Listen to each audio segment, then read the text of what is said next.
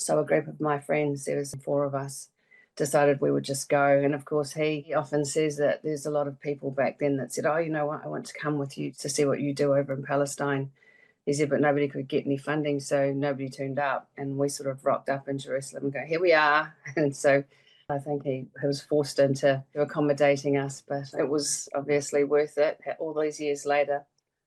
Yeah, that's 20 years ago. Yeah. So what turned into, what was it? Just like, I want to get there, I want to see what he does. Yeah. But that turned into a way longer duration project.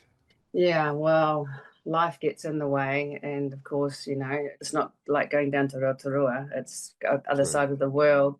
Mm. And once you get there and you see what's happening, you can't not do anything about it. So, I mean, we're just a bunch of young filmmakers, and that was all we could do was document what happened, but it turned into something quite special. I was actually looking at my notes the other day about the documentary that we wanted to make, and we had Vivian, the 2 wee boys, and Alan and Hazel. That was the core. And so it turned out like that, only Hazel was the one that's telling the story, of course, and she's fantastic. She's a wonderful writer. She's an awesome woman, and she's so gregarious and saucy, and she's a wonderful human. She still is, and she writes, and so a lot of that narration is hers. Oh, really? Okay. Yeah.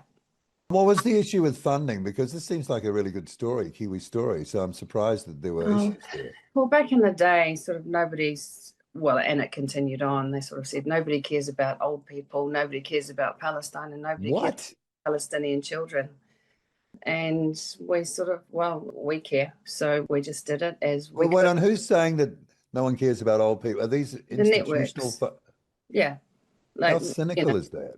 Well, 2006. And right up until now, we couldn't get funding. So you know what? It was kind of, blessing in disguise, really, because we own it. We can do whatever we want with it, with Alan and Hazel's blessing. So we don't owe anybody anything other than the communities. And that's why we rolled it out the way we did.